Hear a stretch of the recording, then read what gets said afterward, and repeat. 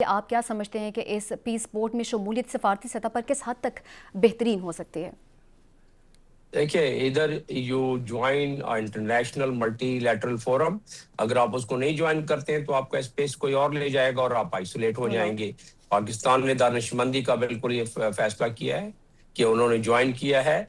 اس کے بہت سارے ناقدین اس پہ پوائنٹس بہت سارے اٹھا رہے ہیں، میں بھی آپ کو اس پہ تقریباً 15-20 اس پہ نکتہ چینی کر سکتا ہوں۔ مجموعی طور پر دیکھنا یہ ہوتا ہے کہ ملک کے مفاد میں ہمارے انٹرسٹ میں کیا ہے، آئسولیٹ ہو کے بیٹھ جائیں ایک طرف، یا ہم اس پلیٹ فارم پہ جائیں جہاں ہم کچھ نہ کچھ اپنی آواز اٹھا سکتے ہیں۔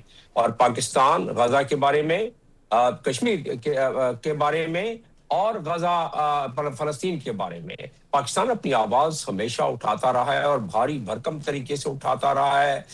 یونائٹڈ نیشنز کے سیکیورٹی کاؤنسل کے فلور پر اٹھاتا رہا ہے، دنیا کی ہر ملٹی لیڈ۔ تو جب یہ بورڈ آف پیس میں بیٹھے گا پاکستان ایز اے ریپرزینٹیٹو، تو اپنی آواز تو اٹھائے گا وہ، اور جو آنسو فلسطینیوں کے ہیں ان آنسوؤں کو دھونے میں معاونت کار مددگار تو ثابت ہوگا۔ اور آخری اس میں جو منطق ہے اور لاجک ہے وہ یہ ہے کہ آپ کو وہاں کوئی چین میں باندھ کر تو نہیں بیٹھائے گا۔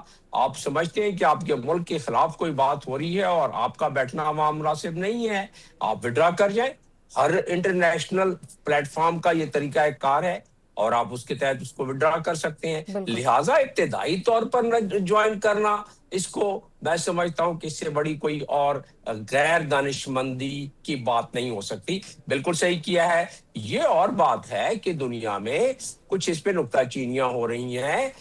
ڈپلومیسی میں دیکھنا یہ ہوتا ہے، فارن پالیسی کو ریکیلیبریٹ کرتے وقت دیکھنا یہ ہوتا ہے کہ اس وقت کے معروضاتی حالات کیا ہیں، دنیا میں کیا ارتقائی مراحل گزر رہی ہے، دنیا کن ارتقائی مراحل سے دنیا اس وقت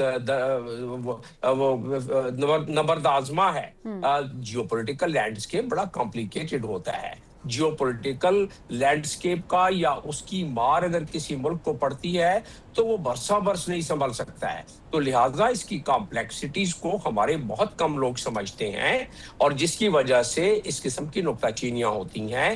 اس وقت جو معروضی حالات ہیں اس میں ہم نے یہ جوائن کیا، اور اس کے ساتھ ساتھ آئی ایس ایف جو نیشنل اسٹیبلائزیشن فورس پہ جو نکتہ چینیاں ہو رہی ہیں، انڈیا اس پہ کیش کرا رہا ہے۔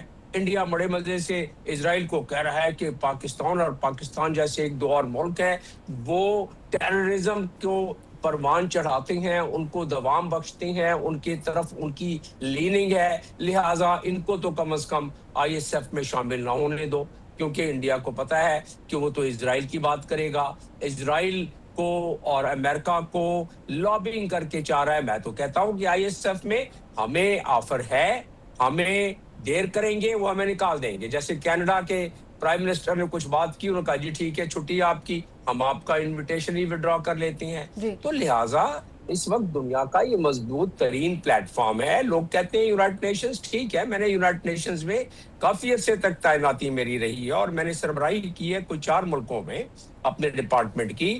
یونائٹڈ نیشنز بہت اچھا ادارہ ہے، لیکن وہ سیکیورٹی کاؤنسل کے ویٹو کی وجہ سے اس قسم کے فیصلوں پر امپلیمنٹ، یعنی کہ ان پر کوئی بھی عمل درآمد نہیں کرا سکتا۔ پھر کیا ہو سکتا ہے؟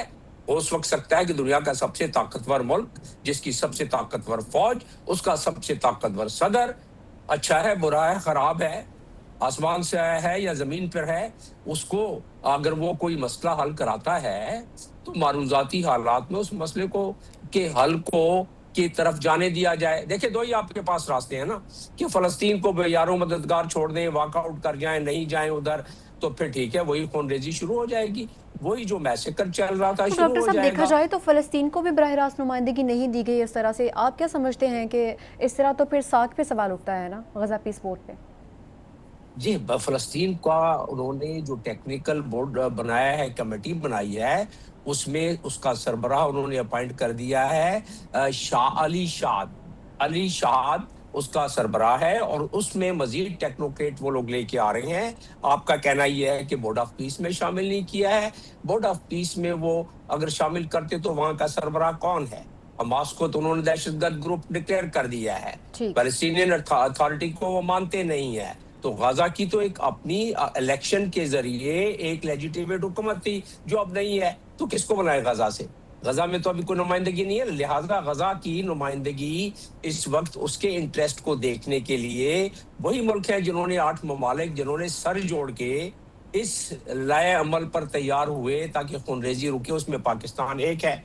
और उसमें जो नेगोशिएटर हैं और गारंटर हैं, इजिप्ट है, अमेरिका है, कतर है, तुर्की है, वो गारंटर है। तो वो इंटरेस्ट उसको देखेंगे और फिर जब स्टेटहुड की बात आएगी जो कि 12वां नंबर है बोर्ड ऑफ पीस का, जो 20 नुकाती प्रोग्राम का 12वां नुक्ता है, उस नुक्ते में बड़ा वाज़ेह दिया हुआ है कि स्टेटहुड के लिए किस किस मराहल से गुजरेंगे। ज़ाहिर है फेज 1 हो गया, फेज 2 हो गया, फेज 3 की तरफ जब जाएंगे तो स्टेटहुड वाली राहें हमवार हो सकती हैं अगर इसी तसलसल के साथ प्रोग्रेस होती रहे तो असल चीज ये है कि जब तक किसी चीज को इम्प्लीमेंट न किया जाए उस वक्त तक कयास आराइयां हो सकती हैं कि क्या ये कामयाब होगा, नाकाम होगा, और अगर नाकाम होगा तो फिर क्या होगा। ठीक है, हम उसके अंदाजे लगा सकते हैं और उसकी तैयारियां भी रख सकते हैं, लेकिन इसका मतलब ये नहीं कि हम वहां बैठने से इज्तनाब करें। ये मल्टीलैटरल फोरम है, मजबूत फोरम है। ये जो इस वक्त उनके जो उनके साथ दरिंदगी हो रही थी, उस दरिंदगी को थोड़ी ब्रेक तो लगी है। हाँ, 400 अफराद फेज 1 के बाद जहां बाग हुए हैं, जिसका अफसोस है, लेकिन इजराइल के पास बहुत बड़ा बहाना था कि हमास की तरफ से गोली आती है, हमारी तरफ से हमास वायलेशन कर रहा है, इसलिए हम जवाब देते हैं, इसलिए लोग मरते हैं। अब जब फेज 2 इंप्लीमेंट हो जाएगा, इजराइल का इस जवाब और ये बहाना खत्म हो जाएगा। इजराइल येलो लाइन से ब्लू लाइन की तरफ चला जाएगा। जब ब्लू लाइन पर जाएगा तो अपनी बाउंड्री पर जाके बैठ जाएगा। कम से कम गजा पर आधे गजा पर इस वक्त काबिज है, वो तो कम से कम खत्म हो जाएगा ना। और हमास के पास जो इस वक्त बड़ा जायज उनका मुतालबा है कि जब तक हमारी जमीन पर वो बैठे हुए हैं, गजा के अंदर घुसे हुए हैं, उस वक्त तक हम हथियार नहीं डालेंगे।